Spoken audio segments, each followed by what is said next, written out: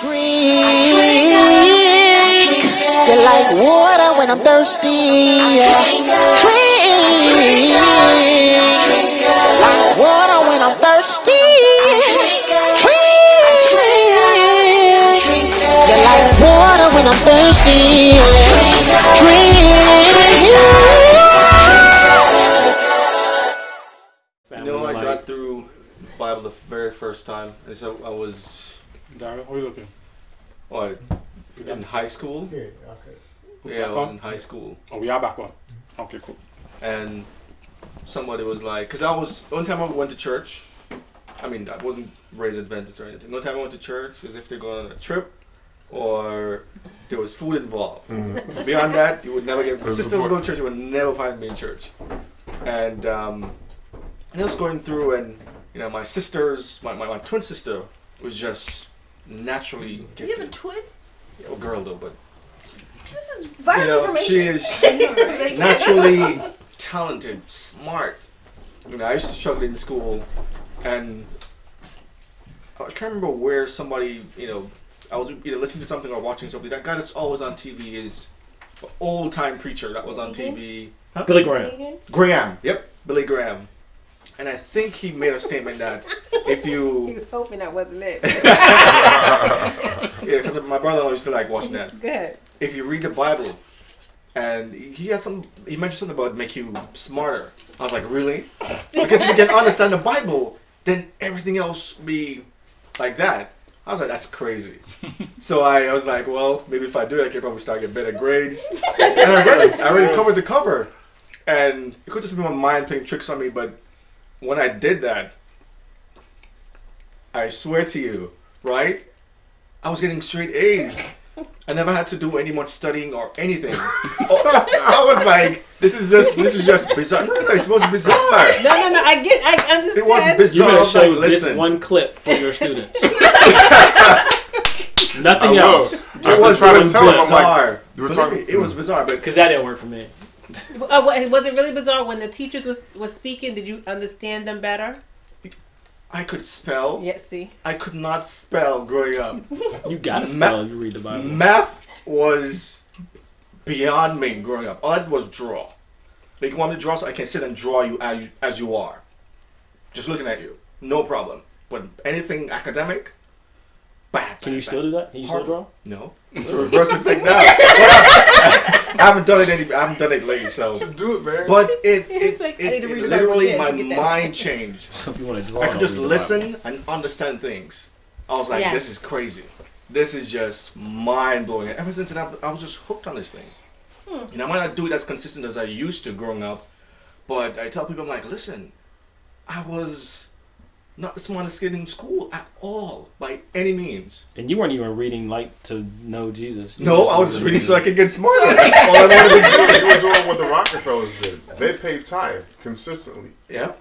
They were like, we're going to keep giving God all the time. And look. And, hey. So, all right, bam. I had Revelation wasn't my only gripe, right? Okay. So I used to like Esther as a kid. I don't like Esther no more. Oh my goodness. Esther she is the definition of the power of a woman's peace. Her whole existence. Why would you say that? My thing is like she stayed with him. Please tell us. She stayed with him all night and she was still a virgin? No, she wasn't. She put that on it, that pound. And it said afterwards. No, though. Doesn't matter. The guy woke up the next morning, threw a party. Yep. So I Give know. everybody gifts. That's what I'm saying. It was good, but she was still a virgin. They was still not. referenced her as a virgin. No, couldn't be a she virgin. couldn't have been. She put it on and she said, "This is my journey." No. From the beginning. Let's That's what I'm saying. Read it. Read it. But here's the truth. It's not why I didn't like her because that's Jew. We're talking about God's favor. We're talking about other people's favor from the beginning. Sometimes we put it like that because we want to put the whole women thing. No, but the truth is, this is.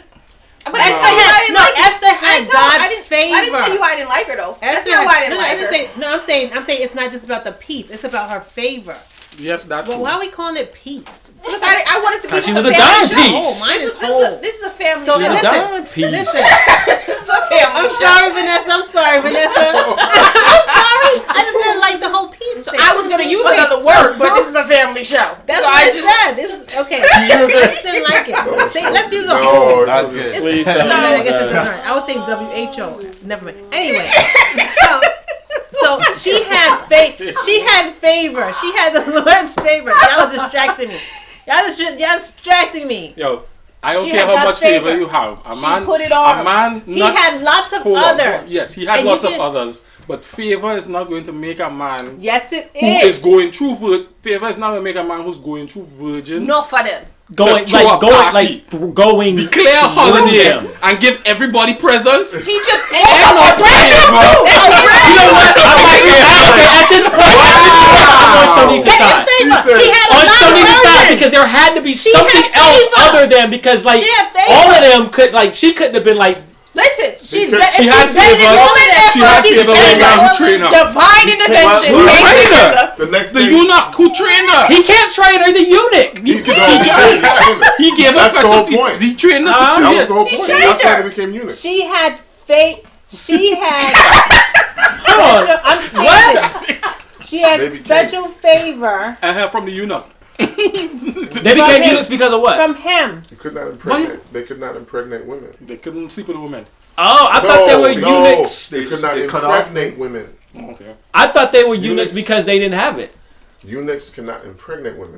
Their testicles. They're were- snipped, right? Right. Not It their doesn't penis. mean. It doesn't Their- mean that they don't. Oh, their do testicles are anything. snipped. Your Right. testicles. So you can't. Oh, I it's a thought their sperm. penis was No, snipped. not the whole. No, So some how do you eunuchs. pee? Yes. I thought that's what eunuchs were. No, some eunuchs were. That's like the most extreme version. And they were like, Okay. all those guys in Can the I corner. tell you She why had I didn't like favor. it, though? No. You have to understand the whole. No, now you want to stop. Now you want to take a break. No, I'm not trying You to just said not to take a break. Now you want to take a break. No, I'm trying to. No, that was the break. What I'm trying to say Whoa, is wow. she had favor. Even when it came to the eunuch. He gave So her she could special sleep favor. with the eunuch? No, I'm not taught. talking about any of that because that's not in the Bible. That's it didn't what? say it did not say he slept with her. It did not say With that. the I eunuch read or the it. king? The eunuch. Oh no, I didn't say. I'm not talking about the eunuch. No. What his name? Part. You know. The rules of I'm not Can talking we about the stay eunuch. The rules of Can engagement. we stay on? She had special favor. I agree. When the eunuch saw her, he gave her special clothes. He taught her special mannerisms. He gave her own special ladies to tend to her. I agree. He told her the secret to the king too. Yes, I agree. I agree. So No he's one's not saying she didn't have favor. What I'm saying is she had. She was not a virgin She was, anymore. first of all, None of Esther them were was- virgins. Esther Well, was virgin. afterwards, like that's my thing. Like they were all virgins, and then none of them were. And they had to go and sleep with They had to wives. go And then somewhere else. after, And they couldn't go back and become anybody else's wife. Yeah, That was it. that was after it. Esther, though, after Esther, my man woke up with a whole new perspective on life. Like we He can't was like- undermine he came this out- piece. He came out Like, of the world. it's a whole. So why we Because are she had you God's do? favor. So didn't wait, say anything. She had God's Okay. favor. Because no one said it wasn't God's favor. I'm still saying What was- she had earthly talent, son. Just let that ride. Just let that one ride. And that's not why I don't like Esther, because that's G. The problem I have with Esther is I don't like the conniving spirit behind it. Esther, she was in there, and then she threw a party, and she invited him. And I'm not saying he's a bad Oh, man. I or a don't know if that was good man. conniving. Hold on. To me, it was. She was She- nervous. She could have been killed. Many of us have seen our mothers do this to our fathers. Whoa, when no, we- I haven't. My mother. When we want to, when we realize, mama like that. when we realize, Never talk about when we realize, unless Don't my mama like you that. may be part My of mama the didn't few. do that I said stuff. many. I said many of us. The point is, trust me. When a woman wants something, and she knows how to get it from her husband or her man, she does what she needs to do to get it from him. It may be simply she cooks him his favorite meal. It may be simply that she gets up every morning and is like, I fix you breakfast over. He's like, what in the world? And she's like, well, we wanted to go to the... Yeah, okay. How many... And we've seen it. We know men like this. I Yes. know guys are like this. I know this. I don't do I'm that an to you, idiot like sweetie, a this. lot. Wow. So You said I, you do I that don't think to it's him? conniving. I don't I allow don't think that's You're a conniving at all. liar. I don't think it's conniving at all. I It's really not don't think conniving. it's I didn't It's think not what not she did to the conniving. king was conniving. I said I think what she did to Haman was conniving. Well, here's Oh, another nah. perspective. She was coming for him. That's look. But that's what I'm All saying. Here's fair. my thing. What's the way, wrong with that? You If said- people I at don't a think it's job, if someone at your job is out for you, Sharika, Was she you don't have to just conniving be against Haman, Well, though? you don't have to just call your boss and be like, "Yo, he did this and did this and did this to me." You're gonna set up a meeting. You're gonna show proof. and you're gonna put them in a position where They can't deny it. They can't deny it. You showing your How boss is that this what conniving happened. against Haman? And so we do it. We don't realize how we do it. No, It wasn't conniving against Haman. To me, it was. This is a guy who's One gonna kill thing- her. That's not yeah, conniving. he's Haman not wasn't gonna kill her. That's defense. Haman could never kill her. Mordecai, maybe. He would have liked to have killed No, her. it's But he trying to could- kill He couldn't all- have killed No, her. he didn't know this, and this is But the he didn't issue. know it He was didn't know it was her. Look, Yeah. according She to the would've been law, one of them. she should have died, and She the was gonna law die needs a too, person. somebody else Once he finds signed it, that was it. That was what was This going is to the happen. conniving piece for me, folks. She threw a party one night. Fam, we all drinking, we all talking, we all chilling. Y'all go home. Now I'm gonna throw another party another night. We all drinking. She just kept at that point, it could have been one party, and she had enough proof The at parties, that the point. parties were she not just for kept Haman. doing. The parties were for the king. But she kept inviting the man. I mean, Right. to me, it was just. Why? Here's another perspective. She was afraid. When I was growing up, I used to have to go and ask permission to go up the street to play football with my friends. In football, you mean soccer? Yeah, soccer. Football. Wow. We kick it in with our feet, it was football. Right? So sometimes I used to psych up myself to go and ask and walk up to them and have a conversation and then not talk about it and then walk around again and say, oh gosh, I gotta go I don't back. really want to ask. And I was nervous. And I do it like 3 times before I get up the courage to ask. And when I saw Esther, I saw her, she wanted to ask the king, but she wasn't sure. So she invited him to dinner. It's like, This was she deep. came on this because she wasn't supposed to go to the king in the first place. She was nervous Right. and she was afraid that she was going to die. Yes. So she come up to the king and she says, what do you want? I want to invite you to dinner. I want to do something for you. Just Just Yeah, I mean, because. I don't think and then the it was next back. time she got an opportunity, she's like, so what do you want? Up into half. And he went right there and he watching her and he's like, come to dinner again? She's psyching up herself to get more courage. It might not have been conniving. There's also that There perspective also is that one. that Nervous. where she was nervous. And that's what it was, because she said it. She fasted. She wanted everybody else to fast with her. She was afraid of it. I mean, I'm glad you and Esther will be friends in the kingdom. That's great. This was. I'm gonna be friends with everybody. Yeah, I don't know if that was really conniving. Though. This is how when I can't I see it as first conniving. I saw it as wasn't. only because And she's not when even the one that snitched him out on the actual gallows. The eunuch dude snitched her out. Snitched him out. He was the one that was like, He was told like, the "Well, king and actually, told the you dude know like, what? yeah, Majesty, there's he got some gallows over there.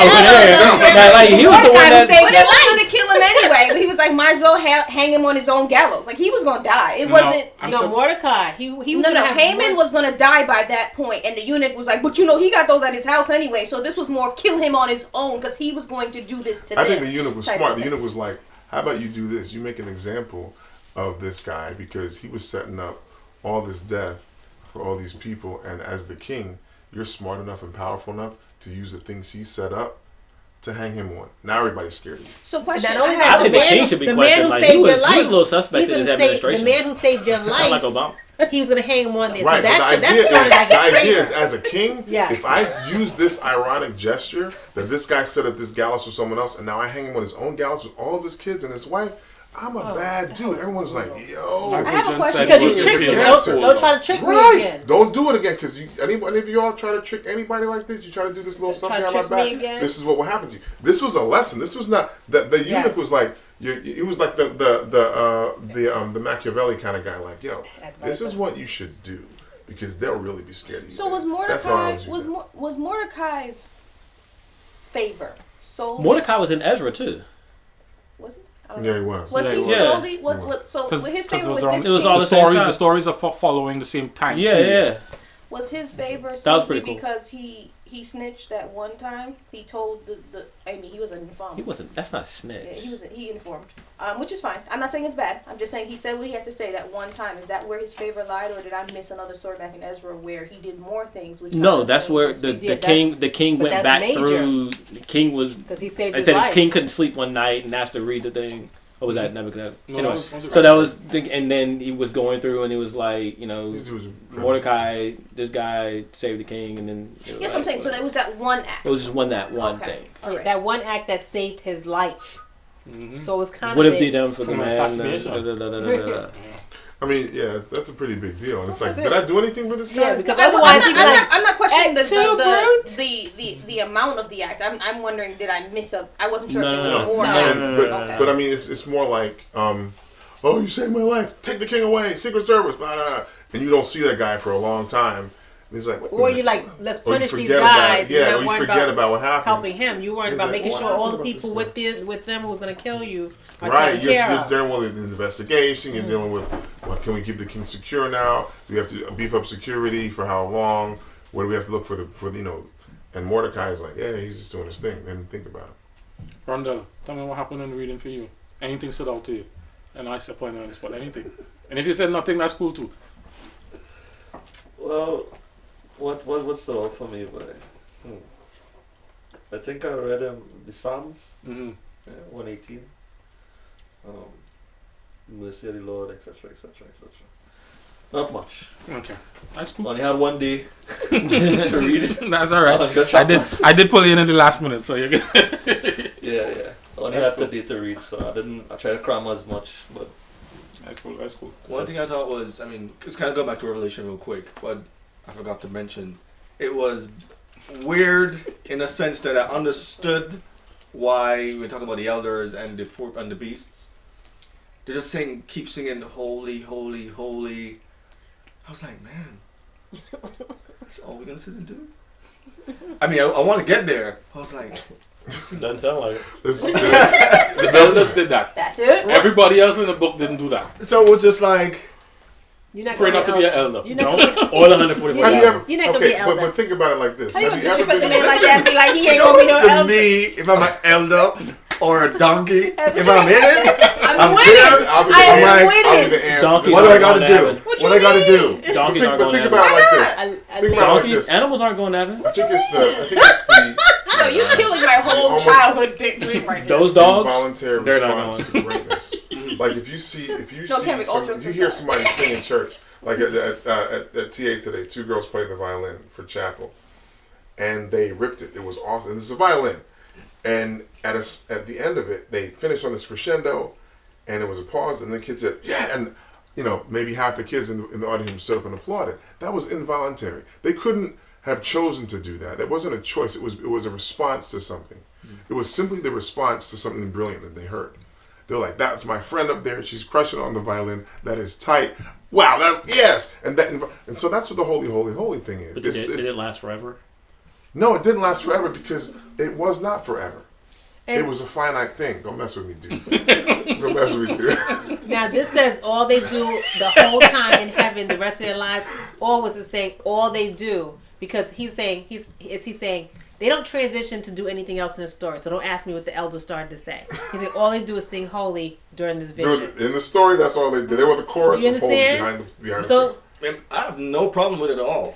It was just, I thought it was interesting It is interesting. that, they're sitting there and just every few minutes. So wait, So I also found But out, there's like, I also- read, so reading is really good. Because then, like, one of the things we talk about, one of it Thursday, don't always trust what you hear, because pastors and elders and people in your church always say something. So 144,000, like, I've heard people in church pray to be a part of the 144,000. You can't. No, It's impossible. Nah. Because those are from the tribes. Mm-hmm. So you can't be a part. The 12 of Unless this 12 the tribes was symbolic. Oh my god. Or unless, the symbolic and the same names? or unless. But Dan ain't in there. Why didn't we count Dan though? Huh? Hey, here's what? There was a number. There was No 12. man can number. Times 12, right? Just rest of Dan's name is not I in don't want to there. be worried about the one. Dan who? Dan the son. Dan, he got a son named Dan. Why are we forgetting Yeah, about Dan? Dan was left out. He was Dan was left out? Yeah. Dan was Dan left was- out because Dan he was was absorbed. notoriously rebellious. No, don't worry. Were we still with 12? There was still 12? Yes. Then there's still 12. No, but then there's 13. Okay, I don't care about it. There's 12, and they're all the tribes, and It's not all the tribes though, because Dan is a tribe. There's a tribe of Dan. okay, Dan everyone that mentioned was part of the tribe of Israel. But at some my point, the goodness. tribe of Dan was absorbed into another tribe. I think it was absorbed into Ephraim, I think. Israel. Yeah, I Ephraim. think a couple of them were like the tribe of Ephraim was really the tribe We're that seven came from tribes. Joseph. His sons, they split it, and so they became the tribe parts of the tribe of, I think, Israel again. But if there were others Shanice that looks went very into frustrated. other What are you tribes, frustrated then about, that Shanice? doesn't solve the problem of You have them to as well. go back in. Don't bite your lip. Next Gotta go back year, around. next year you'll get that. But we'd have to go back to Next next year. year. No, we can move So are you saying that? No, but So you're saying that your 144,000 is that not makes sense to me. not the tribe of when Israel? I can't contain I myself don't know that about they're something. literal people Like, from yes! the tribe of Israel. If I'm I watching don't know that football for sure. I can't say and that. somebody It's not the Liverpool's descendants? winning, Look at the and then the game was characteristics close, and they score. of the I can't 144,000. If contain. you don't fit I those think those guys characteristics, are just like. then not only you not part of the 144, you're not an elder if you don't want to sing holy, holy. So then God has favorite. And- So this is a favoritism game. Are we ranked? Is that what You're we're saying favorite. Why are you saying favoritism as opposed to Top different 25. roles? So that is it a ranking? Why are you saying favoritism Because as opposed to different the roles? definition of this 144,000, I already knew. I was like, yo, I ain't gonna make this one. I ain't making this batch. Well, you weren't part of the tribe of Israel. But we're saying now they're trying to say it's not a tribal thing. I mean, There were actually real names. if this is or isn't a tribal thing, if it is a tribal thing, I ain't in it. If it's not a tribal thing based on that description, I'm still not in it. But then there was a number that no one can number, and that's the thing that kind of I was cool. And I'm cool with that. that's the thing. But what, the reason why I'm saying the ranking is the description of these people are a different level of holy people. Like they're A different here, level of faithfulness. a different level of a faithfulness. different level and of I'm- faithfulness. I'm Yes, and if you know you Yeah, chose and that's to do something that you're not gonna be like. You're not dying. and right I'm now. cool, but you're saying why did I choose the priority rather than another word than role? It is a priority. Like they're Think about this. And though. here's another Think thing. about this. Though. This is those who they've chosen. she wanna but pick not- it. But they lived They their made lives. certain decisions in their Yes, lives that we didn't. set them apart. Yeah. That's why they're here. They're the ones who have not defiled themselves with women. They're virgins. I did. It's these who follow the Lamb wherever he goes. These have been redeemed from mankind as first fruits of God and the Lamb. You're done. In their mouth was you no really lie want- found. No lie is found, and they're blameless. Do you really want? Listen, if David will be there and Solomon will be Solomon will be there. I'm good. I don't care about Good. anything else. Listen, 144. I'm straight. So Sharika, I'll be 144. I'll be 144 and I'll be that. I'm just trying to make it. I'm 8 billion. I'm 700. the last It car on doesn't this matter. train that's trying And to that's get my in. thing. My thing is not only this. We keep looking at heaven like, oh, in heaven this was in heaven this was. We coming back to earth. Let's not forget That was a long time. Let's not forget that we were put on earth. God actually intended for us to live here and be happy here. We keep saying the earth's not our home. It's not my home. It's not my home. Yes, it is. It is your home. And God is going to have to redo the earth and so it's clean not our up all home. the stuff we messed up. It him is a our couple home. As long as we're going to be in Must heaven, you just picking at me. Stop picking at me. As long as we're going to be Why you go to your in heaven, because I thought I had a high She tried to say heel. you should. Threaten you with my sneaker. I thought it was a stiletto. Okay, so She said you short. if we look at it like that, heaven, as long as we're gonna be in heaven, it's not permanent.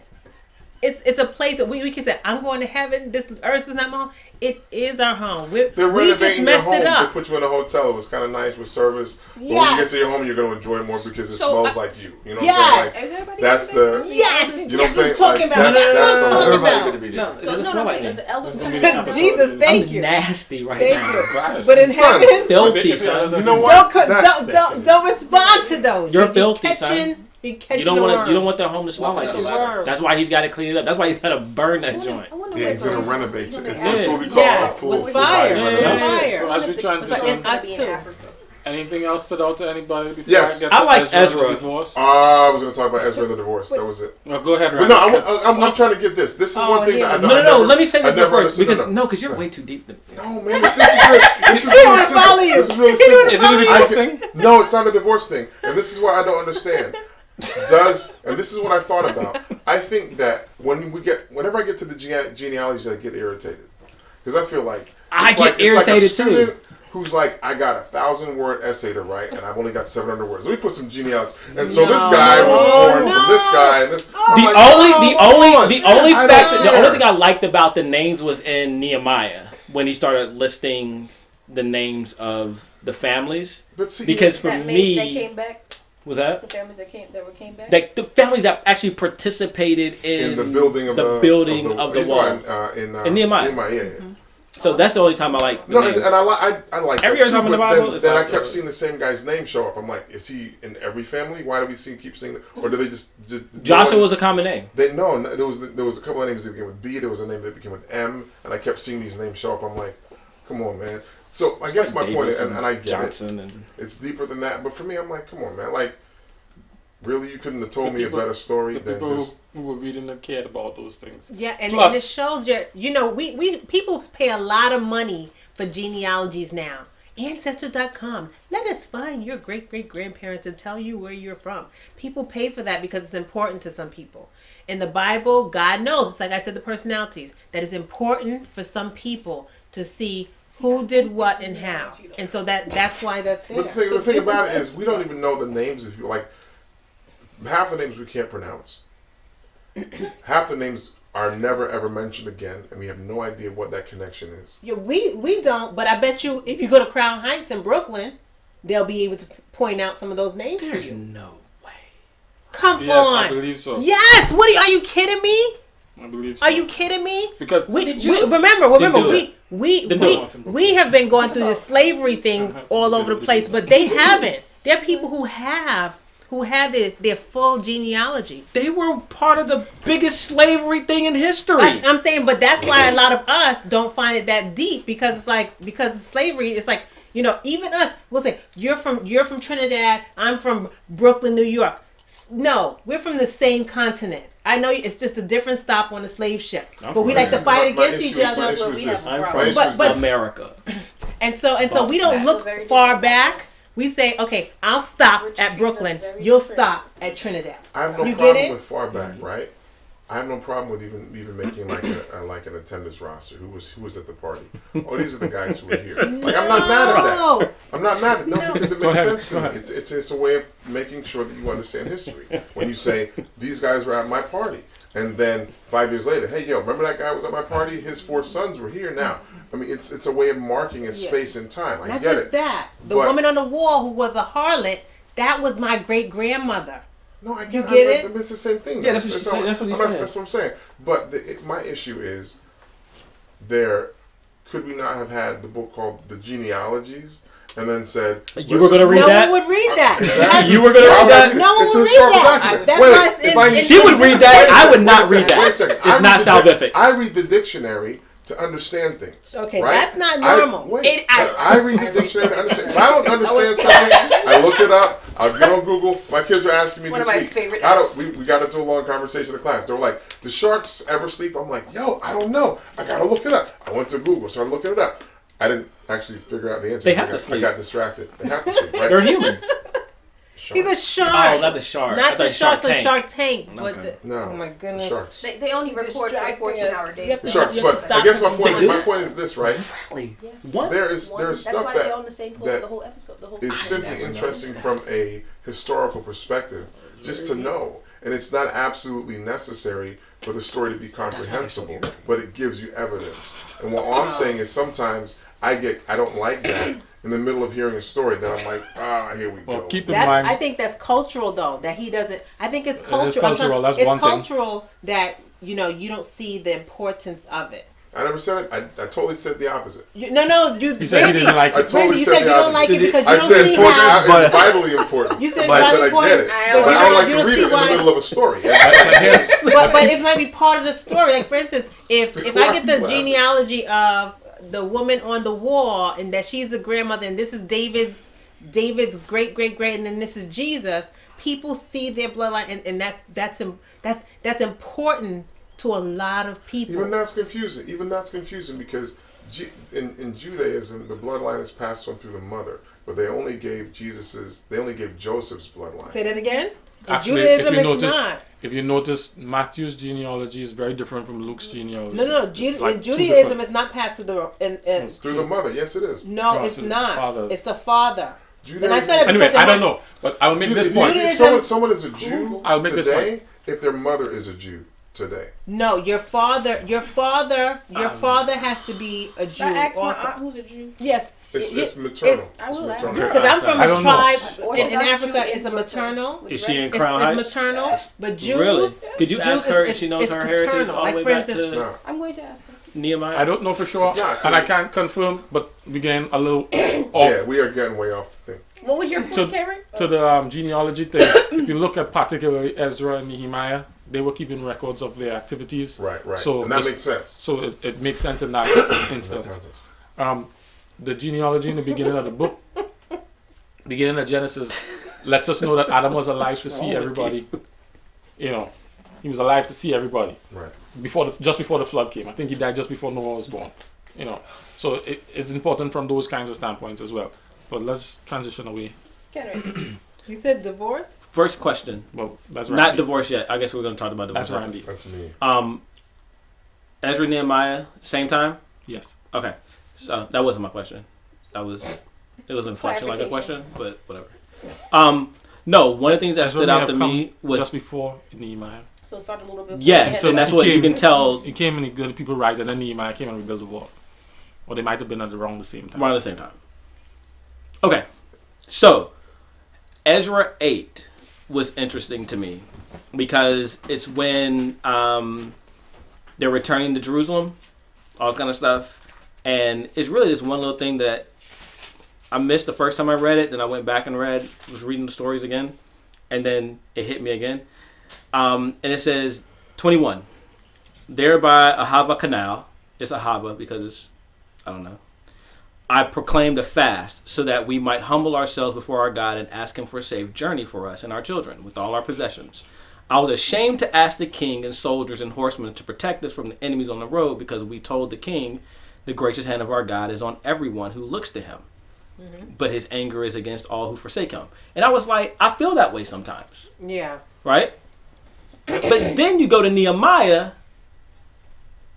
4, what we read today. Mm-hmm. And this dude, so Ezra was like, I don't feel comfortable. I'm ashamed to even go back to this king and ask him because I've already told him my God is all powerful. Okay, he's going to protect us. Nehemiah comes and says, y'all better build this joint with a hammer in one hand and a sword in the other. And I'm like, oh, there's a difference. Here's a difference. When you're traveling, oh man, Go ahead. Go ahead. May I go? Yeah. When you're traveling, you are going through towns, you're going through cities, you are putting yourself in harm's way all the time. And so you want protection. But when he says, no, God's got us, he's saying, we can get there. You know, I don't need you to drive me home, you know, because we can get there. Now, once you get home, the reason why the city destroyed in the first place is because people didn't like you. And so you still need protection. That's not the reason why the city was destroyed. The city was destroyed because they went away from God. You went away from God, and then God used the people who didn't like them to punish them. Are you really breaking apart what I'm saying? So you could. Yes, I am. But that's because that's the whole meat of what I'm saying. But if the people who weren't following God was like, we don't have no beef with them, they wouldn't have done it. So this is my thing. So my thing is this, and one of the things I had to be very critical of Kenrick. You know who that is, right? So I had to be very critical of Kenrick because if I'm saying that I'm a Christian, right, and there are things that come up in my life that I try to fix, when I know that if God set me right here, He's going to take care of it. And if He doesn't, He's not. Like, and it's fine.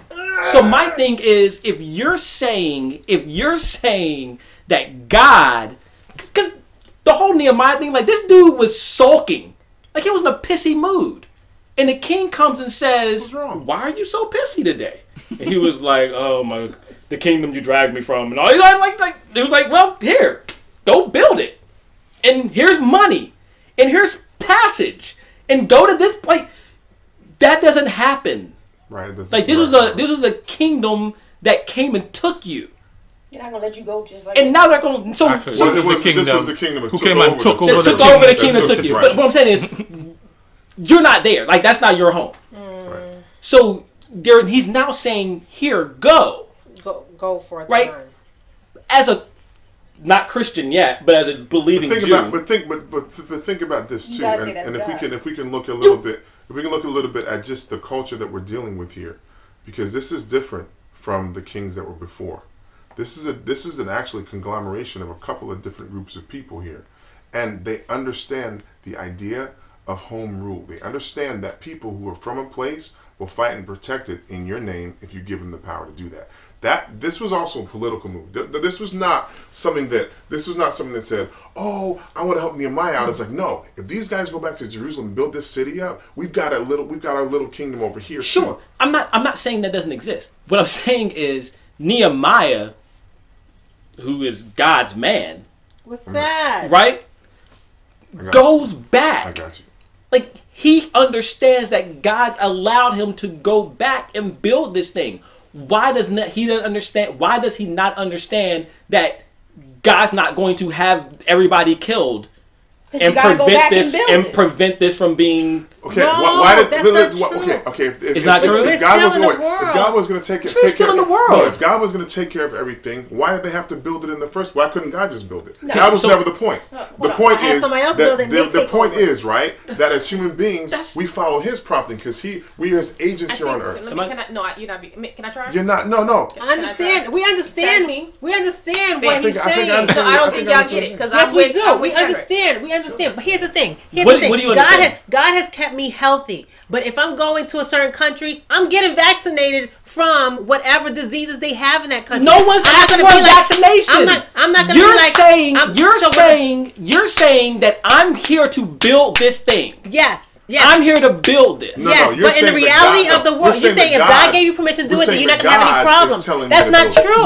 You're going to have problems. But think about it. This is the idea, right? What I'm saying is this. No one says you're not going to have problems. Yeah, the problem is, yes, there are people out there. That's the part will be completed because God said go do it. So whether I get a hammer or you got the hammer, it doesn't matter. It's still got to get done. So I can. And we just saw it with Ezra where he was like, you know what, I'm kind of ashamed to go back because I don't want him to think that I doubt my God. That's what it is. And it wasn't about safe passage. You're traveling and all that kind of stuff. That's crock. It came down to the fact that his whole reasoning was. But you did two. It's doubtful of their father. You gave us two different parts two stories. Yes. But the same situation. Same situation one guy did one thing, one guy the other. No, yes. Keep in mind also, Ezra was a priest. Nehemiah was a cupbearer. So they had two different levels of faith. And Ezra's faith was, different from Nehemiah. And then Nehemiah had a more practical faith. It was more of a, God is asking me to do this, I have to do all that I can to... But is that... But God gave me a car. But if I go to certain neighborhoods, I'm locking that jammy up. I'm not going to be like, this car. No, but if God told you that you are going to get to your destination safely, but does that mean you drive out there? You should be able to ride windows down, top down. If God tells me I'm going, Kenrick, you're going to be. That's it. Okay, I have a biblical. I will walk butt naked to be. No. And I will get to be because He told me to get to be. God told the tribe. Maybe not butt naked. He told me to go butt naked. He told me to go to B. Hold on. I'm gonna get the B. I'm gonna do a little by any means necessary. Okay. Let me tag in. I should be able to drop my top and just roll because God said I'm going. Let me tag in. Let me tag in. Wow. By all means necessary.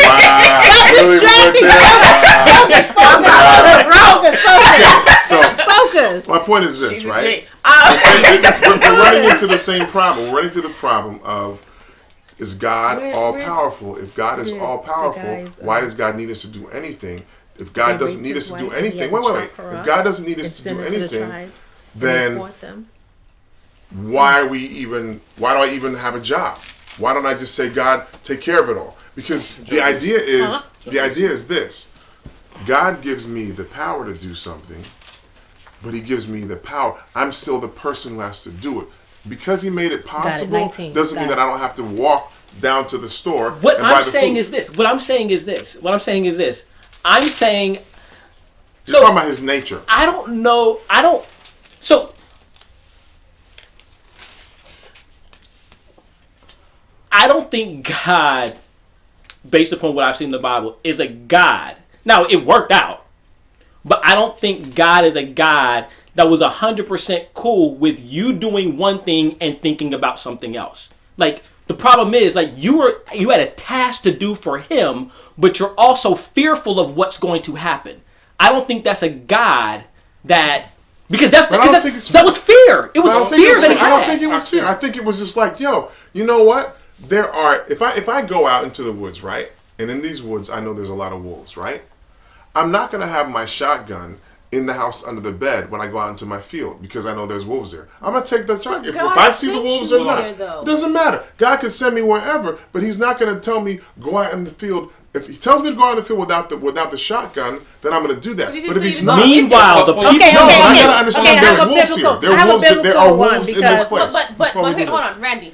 Understand, there's a difference between God saying, "Go out into the wilderness" or "Go out into the woods," and Him saying, "I'm going to bring you to this destination. You will make it here."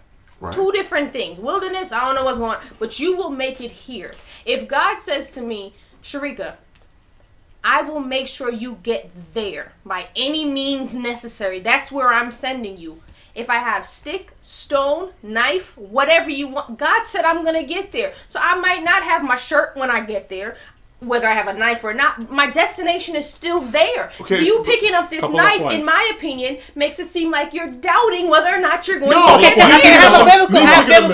Me picking up the knife, I can use the knife to skin the animals that I kill and eat. May I use the Bible? Before you do, I want to stay on this story a little bit, just to make a distinction. I'm giving an example from the Bible. Yes. But it's not from the story. But this is just from the story. We'll go to that in a second. Ezra was a priest by himself. Mm-hmm. Yeah. He was the one who had his own issue. Mm-hmm. Nehemiah was managing people, and the people were fearful. Mm-hmm. The people didn't have the faith. So Nehemiah had to make a decision to deal with the people according to where they were. So it may not be that Nehemiah didn't have the faith, but it was that Nehemiah was trying to tell the people, here, we're y'all are fearful. Because the people, here's what, the people are going to stop work. I don't like that.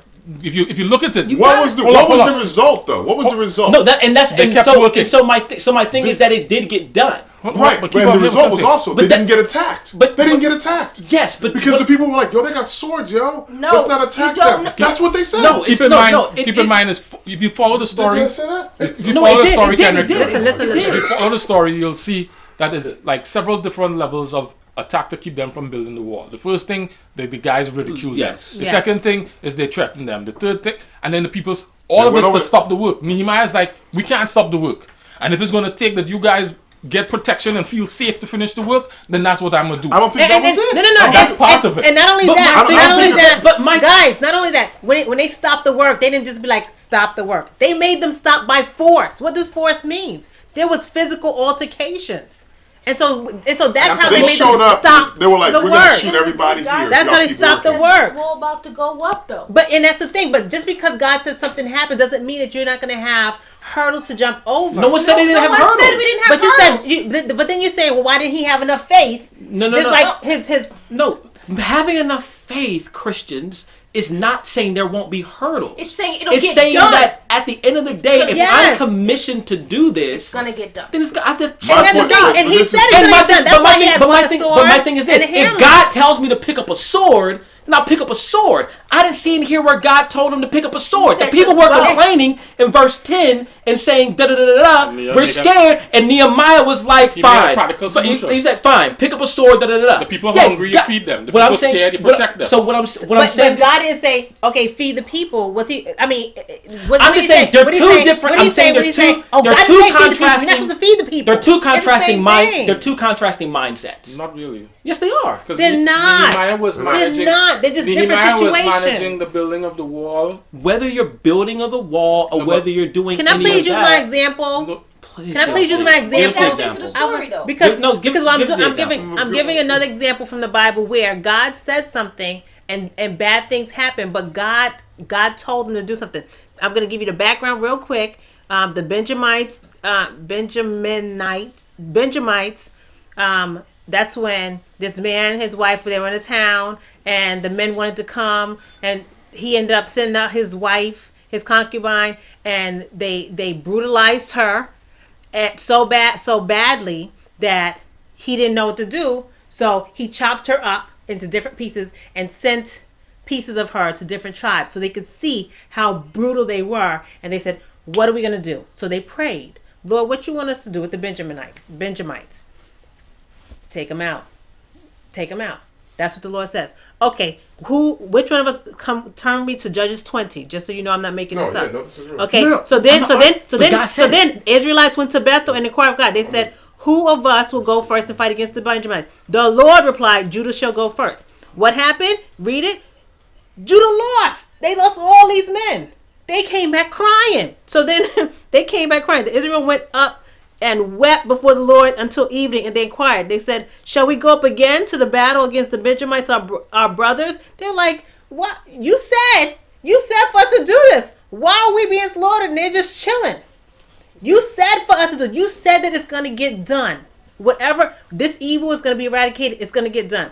He said, go up against them. So they went the second day, and this time, 18,000 Israelites were killed. And then they wept again because they're crying. They're like, wait a minute, we're doing what God says.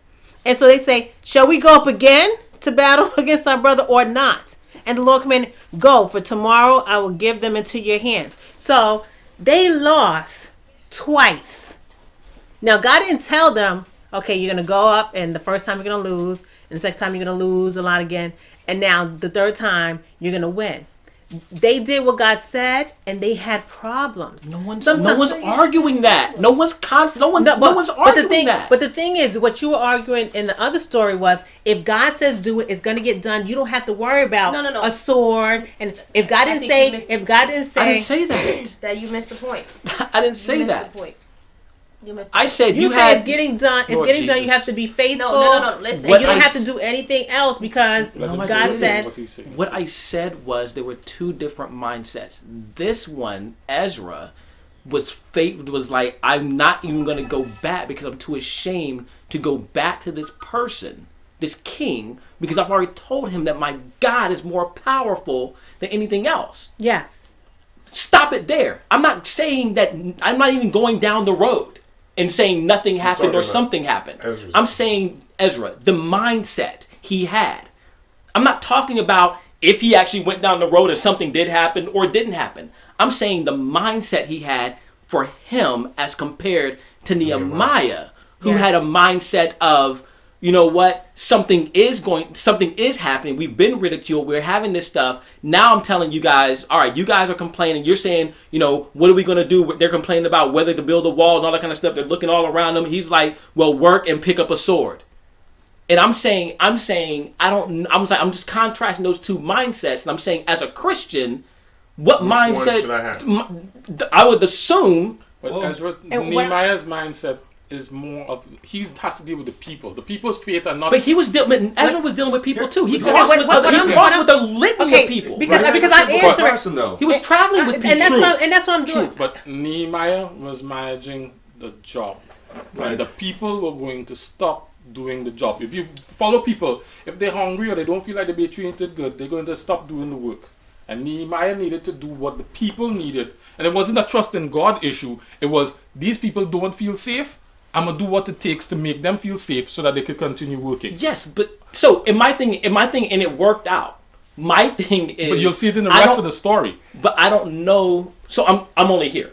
But even in today's reading, they sorted through the interesting. Based on our personality. They were selling the people, and they were having internal difficulties, and all of these things were threatening to stop the war. No, but what I'm saying is, as someone, if you've been commanded to do something, whether or not the people are frustrated, like a pastor or whatever, if you've been commanded to do A, B, C, and D, and the people need security, but the people don't feel safe. But the God that I'm learning about in here is not a God that is a God that at times, like in this situation, does pander to the people.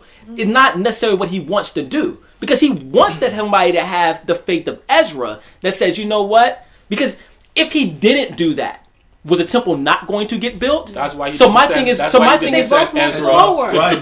Was that again? That's why he didn't send Ezra to build the wall. But Ezra never. Can I just add to what we're talking about? Because we're talking about, I think we're missing a point here, that because God said, I will do something, does not mean God said, I will do it, and you sit down and not do anything. Hold on 1 second. Trevor, call in, man. Okay, so I have one question. Hold on. I just wanted to clarify a couple of things. I would like to answer this question because I thought I answered Sorry, go ahead. While you looking for that? No, he's got. I interrupted. To Trevor's defense, the line is no longer. Oh, my bad, Trevor. What the whole Nehemiah 4 is a story. Is them talking to other people, talking to the other Israelites, saying, "Look, guys, this is what happened," and they're saying that these guys are looking at someone. What are the feeble Jews going to do? What are they going to do? And we're like, God, look, help us. And God said, fight your battle strongly. Wait, which is I'm looking in Nehemiah chapter 4. Chapter 4. Nehemiah chapter 4. So in the place where you heard the sound of the trumpet, rally us there. Our God will fight for us. The work is great. The whole idea, look, the concept of God fighting for us and God giving us strength to fight are the same thing. This is the part that I'm saying. They're not mutually exclusive concepts. God is going to help me do this. Now, give me the strength as I do this, God. Thank you for giving me the strength to build the house. You can't separate those two things from the Christian. But what I'm saying is, pick one. No, you can't just pick one. See, you want to pick one and say, which one should I do? I'm saying you said there's two conflicting. But I'm saying they're two different people. If your situation calls for something different, you have to. I'm looking at the total situation. Like, I'm saying that there's no way that I can effectively do A when I'm worried about B. But this is the thing. You can't. That's not true. But that's not. But see, verse 14. You push forward. That was 15 and 14 and 15. Those verses make it clear. I have a question. Go ahead, Dan. I'm sorry. No, I'm saying, I see what Kendrick is saying, but what's simplified for me is going back to Moses and Aaron. It's the same exact thing but Ezra and Nehemiah is an extreme degree. See? It's the same exact thing Moses and Aaron did. Moses was like, me? I don't know to talk to anybody. And he's like, nah, don't worry about it. I got you covered. The difference is y'all keep using references where God spoke to someone and said something and said ABC. Nehemiah made a decision without God. He never said he consulted God and said to keep working and use your knife. That's the only thing. That's my problem. But my issue, this is what I was saying from the beginning. We're stuck at this place where it says, do I do something because I believe this is what God would have me do, or do I do something because God is telling me now take the fork and put it in your mouth. Now take the fork out of your mouth and bite down on the food. Wow. God does not just give us every single step. God did not commission me to eat oxtail. God told me that I'm going to build a wall. He told me I'm going to build a wall. My job is to go build the wall. Right. And if we have not a conflict with the people, my question, not to defend, and that's and in trying to do the job. This is what I'm saying. We're missing. Let's hear what Sherika saying. Let's hear what Sherika saying. In every story that you just gave us, whether it be Judges, whether it be Moses, whether it be Aaron, whether it be the people of Israel, Jesus himself, when they were faced with something, went back to the Father and said, so did Nehemiah, verse 9. 1 second. What should I do here? You sent me to do A.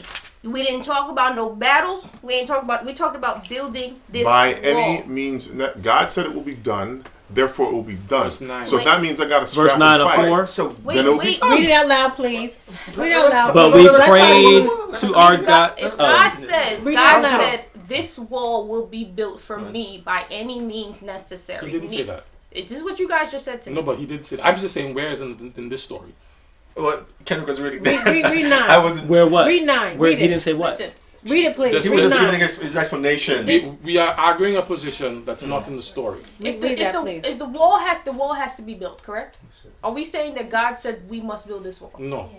That's not what we said. Wow, God didn't say that? God put a burden in Nehemiah. I'm just telling you the facts of the story. Cyrus. Right. Wait, Cyrus. God put a burden in Nehemiah's heart for the wall, and God created opportunity for Nehemiah to go and execute that vision.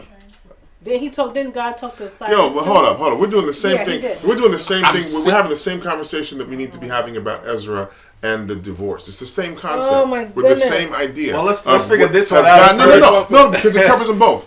Has God specifically told me to take this course? What God was said Moses' this sin? is what will be the what end was result. Moses' sin? What was Moses' sin? What did Moses do that God told him not to do? He didn't honor him as holy. Right. Through an He act. smoked the rock. No, it wasn't. Oh, It wasn't through the go on, smoting go on. of the rock. Moses smote the rock and said, "Must we bring water for you?" Okay. Moses had imposed God himself. not Moses everything for you? imposed himself No, upon the but- will of God. Yeah. and had God not taken action, people would have been saying Moses struck the did rock. this. Yes. Moses Right. gave us water in the desert, and Fine. Moses did that. Yes. So it wasn't the action of the beating of the rock. Was it not was given- the other You're thing, taking credit which for is it. yeah, because he didn't honor God as holy. Yeah. In Now, that. symbolically, when we credit look, up for our favorite author symbolically says when he struck the rock, he messed up the analogy in the minds of the people, because the rock was never, Jesus never had to be struck twice. He only was going to be killed once. And so that messes up the whole analogy. Now we go to Christ and we speak, and water comes from Christ because he doesn't have to be broken again. He was already broken. So he messed it up. And then he also inserted himself in the picture and said, "Do we got to give y'all water too?" And he was like, "Oh no, that was fine. never enough." And I'm willing to accept that. I'm willing to accept that Moses decided upon himself to do these things. I'm asking you this question, us moving forward in life, the pursuit of happiness, and the different mentalities that we have here. Ezra, and within himself, said, "Yo, my God is capable of doing whatever, and I feel kind of bad because I'm going to mess up the mentality of the king if I go back and I say, hey, I'm scared. The mentality is going to mess up here. Who I am picturing or painting God to be might be muddied if I go back to the king and say, I'm scared. I might need earthly help." Correct? Is this right? Based what upon Ezra- what Right, he's that's saying. what Ezra was saying. From you. So this is Ezra battling within himself and That's what his it spirit. says. Right? Nehemiah, on the other hand, something has been placed on his heart to build a wall. And God has allowed him to build this wall. He started whatever. When Nehemiah had this thing, him and God talked about this wall. They agreed on the wall. Him and God never spoke about what happens when I feel like I'm going to be oppressed. Nehemiah made that decision on his own. Actually, verse 9. No, Verse no, he 9. didn't. This is Verse what no. But Read verse it. 9 is not even clear Read in it, saying please. that. Read It it. says, "But we prayed to our God and posted the guard If you day read through the story, and night to meet if you this read through the threat." story 4, 5, and 6, every 15, time 14, 15, 16. every time Okay. hold on. I'm just every saying- time Nehemiah I'm only at 4. right, but even though we had today, because we did 4 and 5 today, Go ahead. every time Nehemiah faced an obstacle, he prayed before he took action. Mm-hmm. So when he posted the guard, it was after he prayed. Now it doesn't say that God told him to post the It guard, doesn't say that. but he consulted. But if I didn't get an answer, there's no Wait, consult. no. If the story doesn't record the answer, that doesn't mean the answer didn't come. It But doesn't mean it that it doesn't was in the matter- favor of what you're saying it is either. Hold on. Did the wall get built? Hold on. Every time, you follow the story, every time Nehemiah faced an obstacle in this wall, he went to God and he prayed. And then he took action. Now, the story doesn't say what God said to him, as it does in all the other, in many other stories, but we know that he consulted before he took action. And if you also consider verse 14, it might be, and I'm gonna insert an idea here, a perspective that's possible but may not necessarily be it, that God is not just the God of Nehemiah, but he's also the God of these people. And he's giving them an opportunity to remember the Lord who is great and glorious and fight for your brothers and sisters, so that by arming them or by encouraging them to stand firm, he's also building their faith in what? In God. Because he says here, verse 14, "Then as I looked over the situation, I called together the nobles, the rest of the people, and said, 'Don't be afraid of the enemy,'" which is something God says time and time again. "Remember the Lord who is great and glorious, and fight for your brothers and sons and daughters and wives." When the enemies heard that we knew of their plans, and that God had frustrated them, wasn't Nehemiah and the swords, it was God who frustrated them, which is probably an indicator that this was a response to his prayer. we return to our work on the wall, and that is key, Kendrick. A lot of these, and if you continue to think about it, but then the first, let's say, principle. You build. You have a. But my only thing is that as you go down, then it hasn't stopped. Like they're going and they stand guard here and they go build here. They go stand guard here and they build here. But guess what? More of them came. Because they were going to be attacked, they said, we need you guys to come back home. There's not a problem. It worked out. I'm contrasting the two views. But I'm saying it's the same. What you're saying, but it's not necessarily the same view. What you're saying is we're contrasting the two views, but which one is the more appropriate for us as Christians today? Is that not what you said earlier? That's what I said. Right. So that's how I'm looking at it. So my point is this, and my point remains this. God tells you to do something. You don't stop making the goal happen because he hasn't told you, well, make it go to the left. What I'm saying is... Because what? Because he says, well, do I go left or right? He's like, make the wall. Like, you know how the wall works? I don't have to, like, tell you every single step of the thing. Look, these people were saying to them, first they came and they said, hey, we don't like you guys suck. They were like, whatever, we're going to keep building the wall. They were like, guess what, we got spears, we're going to shoot you. And with the spears now, they were like, oh, hold up, what, they got spears? Come on, God said, he said, look, put a sword in your right hand and put your hammer in your left. And they're like, oh, you got spears, we got swords. Oh, hold up, they got swords. Let's rethink this whole strategy. That's what happened. They built the wall because they didn't even fight these guys. These guys were threatened away simply because they saw them with the swords. What I'm saying is God fought that battle for them. He may have made those swords look like machine guns. We don't know this, but we do know that they didn't stop. They were scared. They were like, there's an army out there. Keep going. Put a sword here and keep going. Look, and the idea is not that, and this is my this is my whole premise. When we're talking about doing the will of God, we don't have to, God does not have to say to us, I know that you're scared right now. I think we just move on until he tells us to stop doing it. And so whatever we have to do to do it, and this is my point, whatever we have to do to make it happen, we make that happen. I don't think that's true, though. I think it has to be true. No, it's not. Because there's a lot of people that do. There are a lot of people that press on and do stuff just in general, like, I'm going to make it happen. That's not necessarily the will of God. And you know what? And I agree with that, but I also agree in this situation, talking about this thing, when we're looking at these two things, we're talking about a story that shows such great... Did they have to fight? No. Did they have to be ready? Yes. Did they have to continue working? Yes. The idea is not that. The idea is that God says, finish it. Do the work. Do what you need to do the work. It's not about... whether or not I'm completely comfortable or completely clear. The idea is that I do what he said. Yeah. Now, do I do what he said and cover my whole body in bulletproof plating? If I really have to, then I'm gonna do it because I'm gonna do what he said. But I'm scared. So help me. I'm gonna put myself in this whole bulletproof thing with a whole big face mask and all this armor, and my brother's gonna have to push me out there, and I'll stand on the wall, and they'll look at me and be like, that's a big guy in the armor, and he's gonna keep working. Whatever happens, God is gonna make it happen, but it's not that everything is out of our control. We have a role to play in that, and that's what I'm talking about. I'm not arguing that we don't have a role. Right. I'm not arguing any of that. I'm saying that sometimes, from my perspective, when reading this story and going back and contrasting the two stories, it was just different. It was different. And I don't know if Nehemiah's, although it worked out, because there's many times in the Bible where things happened and it wasn't what God wanted, but he worked it out.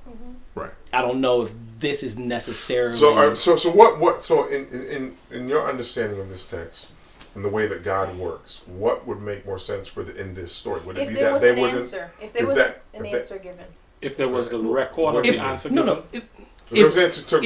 I'm not even saying that if there was, I mean, of course that would make it more clear. But what I'm saying is if Nehemiah was simply like, no matter what happens, we're going to build this wall. God's got our back. He'll work it out. Mm-hmm. And absolute trust in God, not having to put up anything, because my thing is for me, and this is for me, it might not be for them, because it's a whole different culture and time and all that. But for me, it'll be more powerful with God having my back if he really has my back. and I'm here working, and I'm not worried and concerned about all of that. And the children of Israel wanted a monarch so badly that they gave up the theocracy they were under, where God was in control of everything. And now they had a guy who was crazy, leading them all over the place. And they wandered for years, and they got put into slavery because of this. But they really wanted a monarch. So, and I'm coming back to what you were saying about God pandering to them to a degree, saying, okay, okay, you guys, it probably would have been short if you didn't have the sword in your hand. Yeah. It's just, and that's all I'm saying. It's like, to me, I think that's the great word, pandering. I think God pandered to him a bit. It worked out, and he did it. But it may have not been his original goal. Yeah, it might not have been like what he ultimately looked for. He says to us, Jesus said to his disciples, if you had the faith of a mustard seed, you could move exactly. Mountains. No mountains are moved because the guy was sitting there. But they were still healing, and they were still doing all that. So, even before they didn't even have everything they needed. Right. So that's what I'm saying. So God winks at ignorance and all that kind of stuff. That was my whole point. Yeah. And that's the thing. I'm just contrasting the views because at this point I really don't have. But it's not the view of Nehemiah right now. Was that again? It's not the view of Nehemiah. The view that you're contrasting the view between Ezra and the people. I'm contrasting the view between. It's Ezra and Nehemiah. Ezra was leading a group of people. He asked for. He was said. When he used the word us. There was not just Ezra. It was other people coming as well. The people were under. The people weren't. It's almost like Noah. But Noah's family didn't really show an objection to whatever Noah was saying. They didn't say we're not going on that boat. We're going and stay out here. They helped him doing whatever. Ezra had that kind of people following him. They were going to follow Ezra as the priest wherever he went. These people were abandoning the work. And they didn't really, until they felt comfortable, until their needs were met, until they were satisfied, until they got their 5 loaves and 2 fishes, they weren't doing squat. And so my thing it's not the faith of the leader, it was the faith of the people that you're because the people who were following Ezra with Moses. Well, I'm saying the people who were following Ezra followed Ezra wherever Ezra was going. Right. These people and they were did going to whatever walk off Ezra the job. told them to do. Yes. These people were going to walk off the job unless their needs were met. Their needs for safety, their needs to be treated fairly, and you could follow the story. Mm-hmm. They kept threatening to stop the work, and so Nehemiah, after consulting God, had to take practical action to keep the work going. Mm-hmm. So the faith that's being contrasted is the faith of Ezra and the people who followed Ezra and the people who followed Nehemiah, and not Nehemiah and Ezra in their persons. The people who followed Ezra, Ezra said to them, "Get rid of your wives and children." They said, "Okay." Whoa! You get rid of your wives and your children. Okay, actually, he said that they came back. He said he was sitting there in sackcloth and ashes, and they were like, "We're gonna do this thing." He's like, "Okay, good." That probably will make God happy. That's intense, man. That's a different kind of mindset. All right, you want to talk about that? Go ahead. I don't. I'm good. That was it. That's all I wanted to say. And it's like, he said kill them? No, he didn't say kill them. He said you can't. I wasn't a whole fan of that. I heard your joint, and I heard and I read, and I was like, and I heard your joint again, and I read the people. And I was like, I'm not getting, because Jewel is not like, we're unequally yoked, and so, but I'm not getting rid of Jewel and my kids. And her kids. That bothered me. That's the guy said. You know what you would get killed right now for doing that. Her kids, not mine. I don't. What? Yeah, that was a little too intense.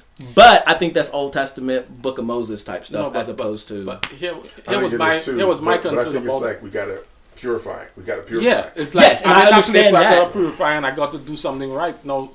But now you have bastard kids running around with no father, which does worse than. But here's the other thing. So why? Ezra, the people came to Ezra. This is why I had to ask the question. The people didn't come to Ezra and just make the suggestion. They said, "We have this idea on how to get right.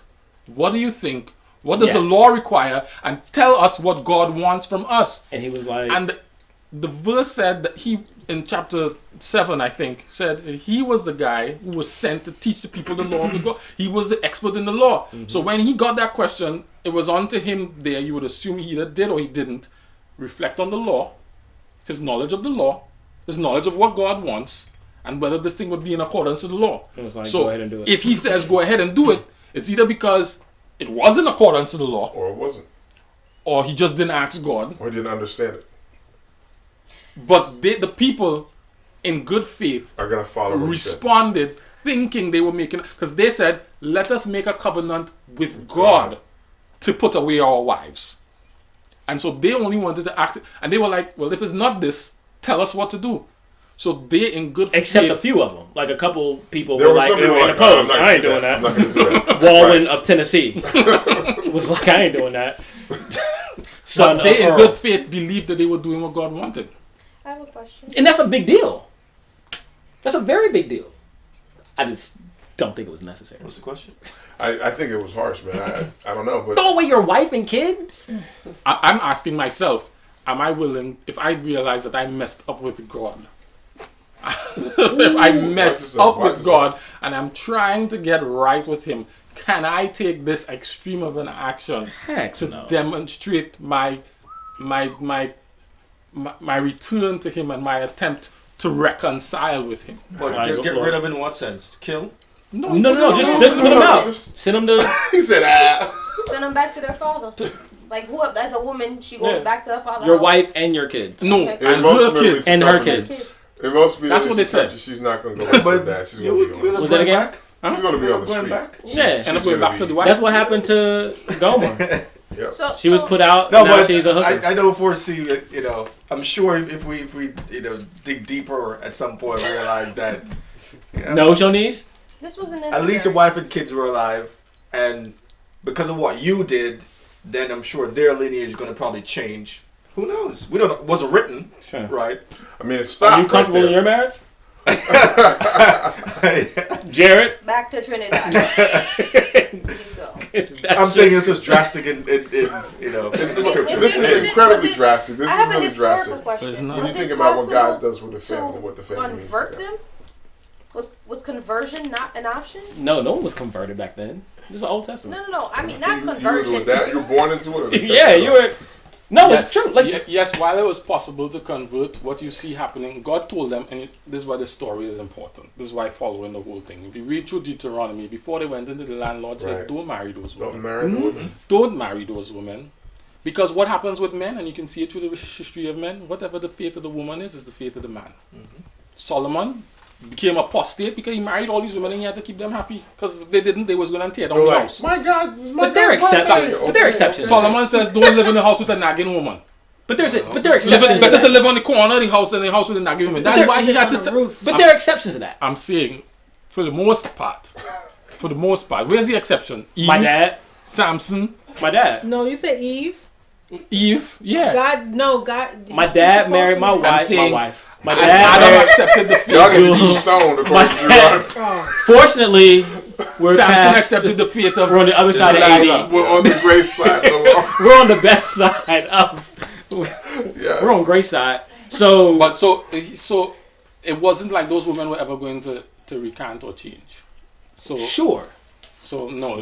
So they were never going to recant or change. And the guys would require that. When he told them go into the city and kill everybody in the city, including the kids. That's a serious thing to say. That's not a joke. Don't let anything in this place survive. Kill the animals, kill the people, kill the children, kill everything breathing. Don't let it survive. That's crucial. Which was my problem with Saul. Like, let the kid live. Like, why did you choose like the flock? The people almost. the people. Like, we killed everybody. We just kept the animals. There was some nice sheep there. And they kept your priorities, dog. The cute little girl in the kid. Yeah, she's gone. Yeah. She's done. We got rid of her. But we got some ghosts. But her dog, we got that. We kept that. 7 years. So there was no possibility of these people changing because this is in their blood, this is in their gene. They chose not to. This is just not. You'll also find sons of men and sons of God. That makes me think of the same conversation again. What does that mean? What do those words mean? What do those terms mean? Especially in the early Old Testament. What do those terms mean? And then when we look at that, I mean, you said something about genetic, which is really a scary concept. Because that would mean that there are some people absolutely genetically predisposed and who may never ever choose God. I'm glad you because reading of my their, because I didn't, Right. this is not the AfterGlow to do it. But if we're gonna say they would never change, then it's in the gene. It's in the. This is something that will never happen to these people. They will never accept salvation. Therefore, there is the idea of a predisposed notion towards God, but not for today, folks. Oh But my my problem with this conversation. Why isn't it just choice? Because it is choice. No, it's not. You said but my problem is this. My problem with the Old God Testament can in tell this way. by our choices, because sometimes we want to put so many exacting things. It's predestined, and then whenever we're predestined to do something, we're upset because our choice is taken away from us. This is not about, these women, these wives were predestined to be just evil. No, they were told not to marry them in the first place. So when we look at, oh, God is cruel, he's taking the families, he's breaking the family apart, that's not how, Jesus wants us to be. No, they were disobedient. You are not supposed to go marry that woman. You did it anyway. Shame on you. But now, after time passed, this isn't a year. This is years past. They have the women, children, they're defiling God. The choices that were made over and over and over brought them farther and farther from God. And so, seeing that, this is what happened. Don't come pray to me and be like, oh, Lord, I don't know what to do. But when I know what you did that wrong, God said to do it. That's the point. It's not even that God said to throw them out. They were made. God never made a consequence. Ezra said whatever you said, you do. That was not necessarily from God. It was initially because it was Ezra. Because he said it before. God said it before. In the law, Ezra's the expert in the law. They're like, yo, what did God say about that again? No. So you ain't supposed to have married that girl. I agree. And then the consequences were what? I agree with the fact that they came up with that consequence. That wasn't in the law. This is where my difficulty comes with the text too. This is why I'm talking about it. They came up with the consequence. She wasn't a foreign because woman. It was in the law? She wasn't a foreign they woman. came up with the consequence and asked if the consequence was according to the law. Mm-hmm. That was their question. That's deep.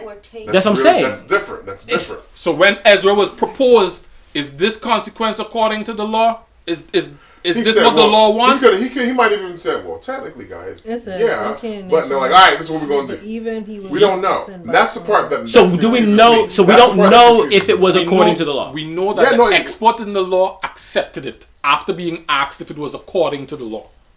So clearly he knew that, hey. He made a judgment call based on what he knows. Right. He was the expert in the law. And he was there to teach the people. But in my response to Shonice, my problem with the Old Testament and the way this thing is worked out through the Old Testament is that if you aren't Jew, you're second class. And so my thing is, if I were them, I wouldn't even want to be a Jew. I wouldn't even want to accept it because I'm never getting this God who you have gotten. I'll never be like here. Like now, anybody can come. Cornelius. This is New Testament. I'm talking about in the Old Testament. Like it even talks about. Okay, so Old Testament. Even the people that. Right. This is the part I was going to say. The woman on the wall. It's not, and that's what I'm saying. That's not Ruth true. and Naomi. That's confusing. So again, that's what I'm saying. There's women who were on the outside that were taken in. Right. There may be. But these are specific women. He said, do not.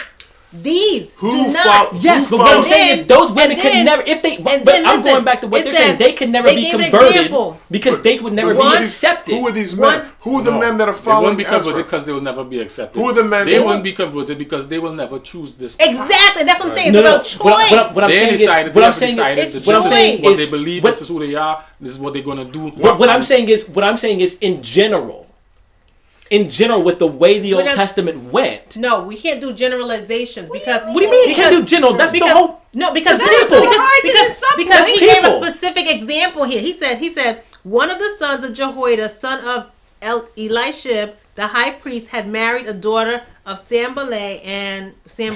Sorry, it's like saying this chick got pregnant. So I banished him from my presence. He's saying he disobeyed me blatantly by marrying her. So I banished him from my presence. So it's saying this is defying God. So we look at it as, God is being, you're defying God, and then when someone says, I'm going to undo my wrong, sorry lady, I shouldn't have been with you in the first place, it's like, oh man, God is messed up. No one said You God know, is messed up. she could be saved. No, she could be saved. I never said No, that. She could be saved. But her choices.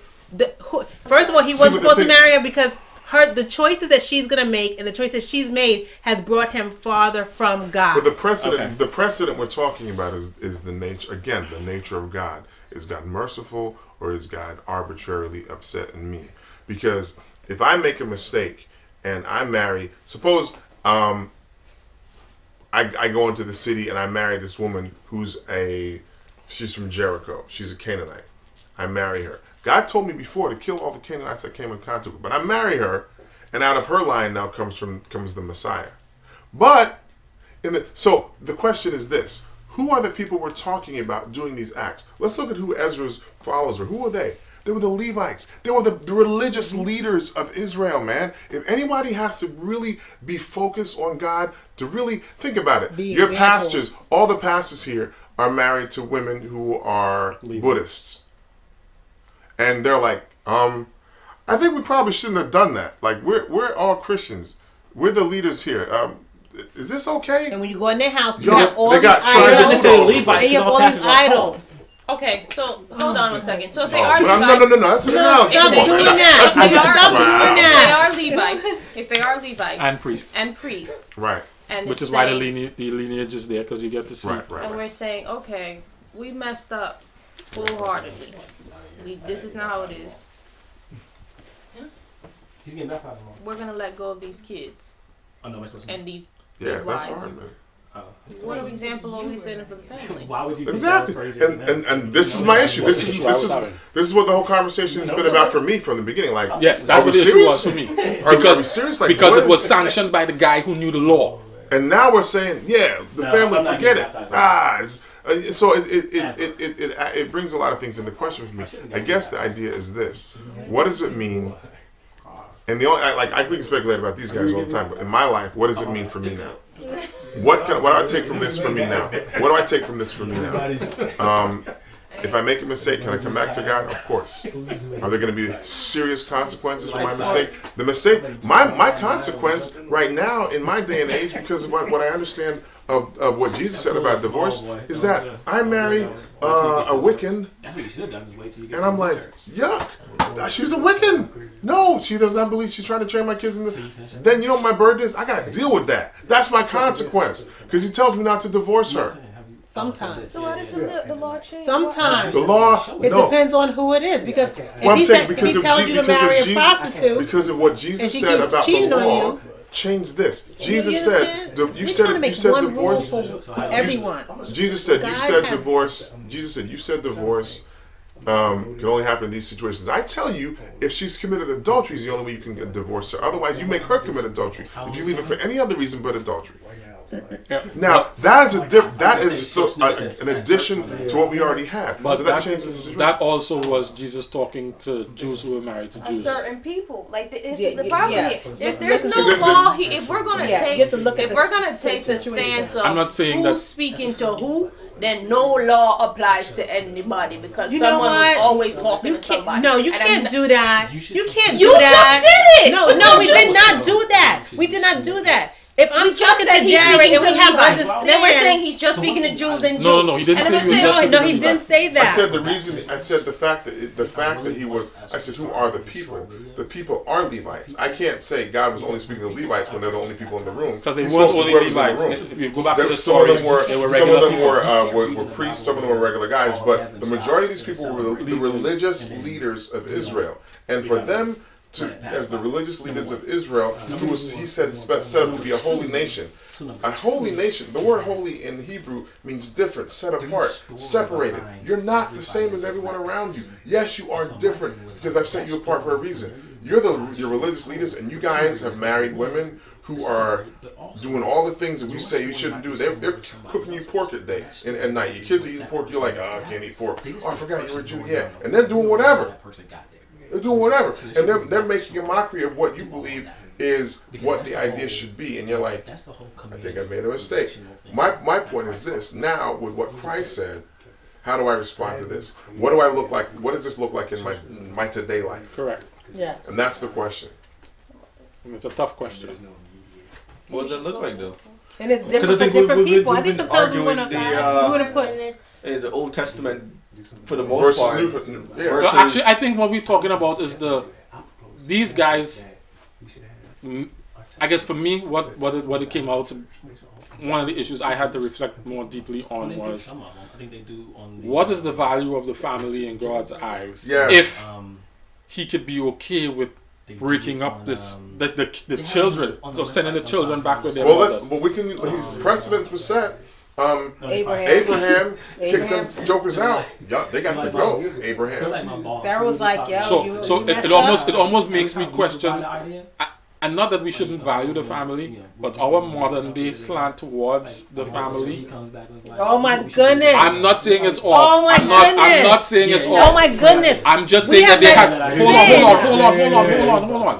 What I am saying, and let me finish my thought before you jump in and assume what my thought is going to be. Okay. What I'm saying is, what I see in the Old Testament, and there's some part of it that needs to be a part of what we are teaching now. And I'm saying that you see so many instances of so many people of God being sanctioned by God to divide. And I don't know how to make sense You said divided like divorce? No. Separate themselves. What I'm saying is, for example, and I'm going to go through a couple of examples. Quick ones. Samuel and his children is one example. These children in this story is another example.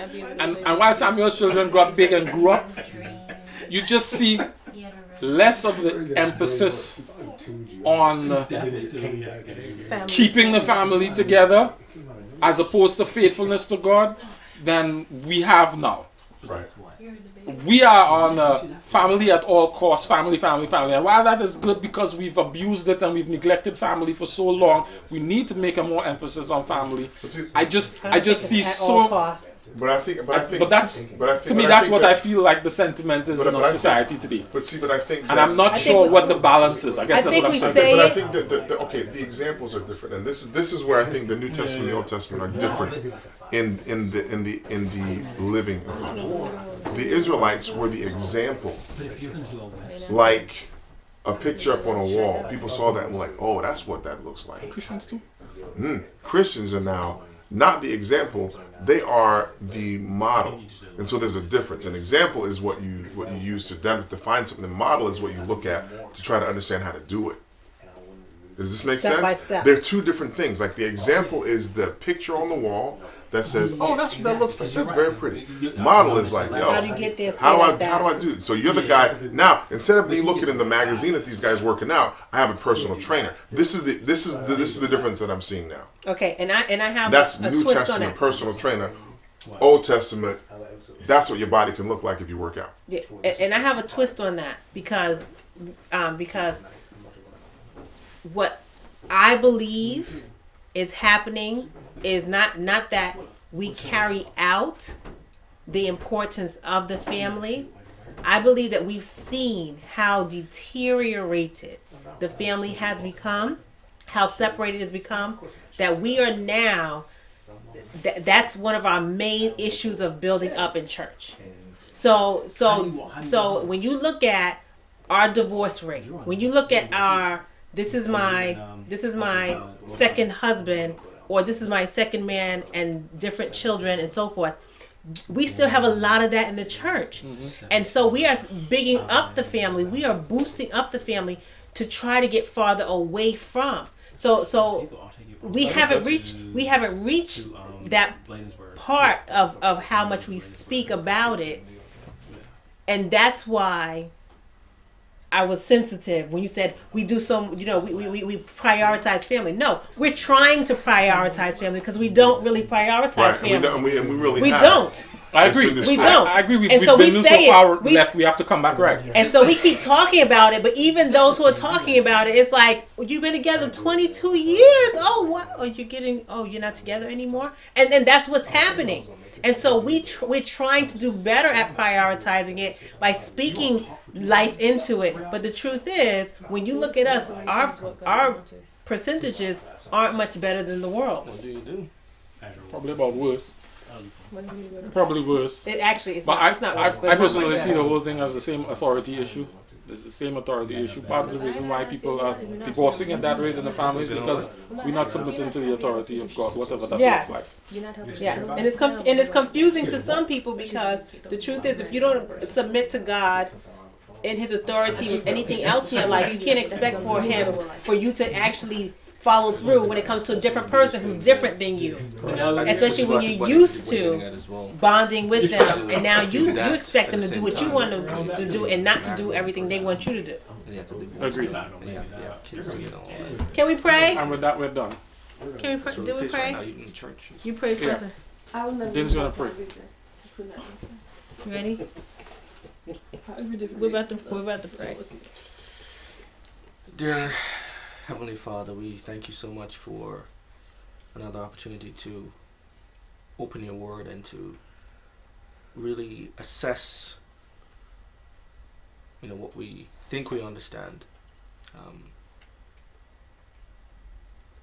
We thank you for like-minded brethren, for sharing of views, and also for your Holy Spirit to help us to understand.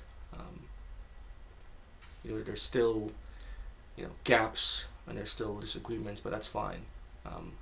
It's not our job to convince anybody of anything. The Holy Spirit can do that. So I pray now that you will help us to continue to study your word and be diligent, and not to lose faith, but to just trust in you, and that you will reveal it to us when the time is right. I pray that you bless each and every one here, bless their homes, bless their families, and help us to enjoy the Sabbath and just to reflect on your goodness. Grant us traveling mercies, I pray, and thank you so much for the Sabbath where we can rest. In Christ's name, amen. Then called us like-minded.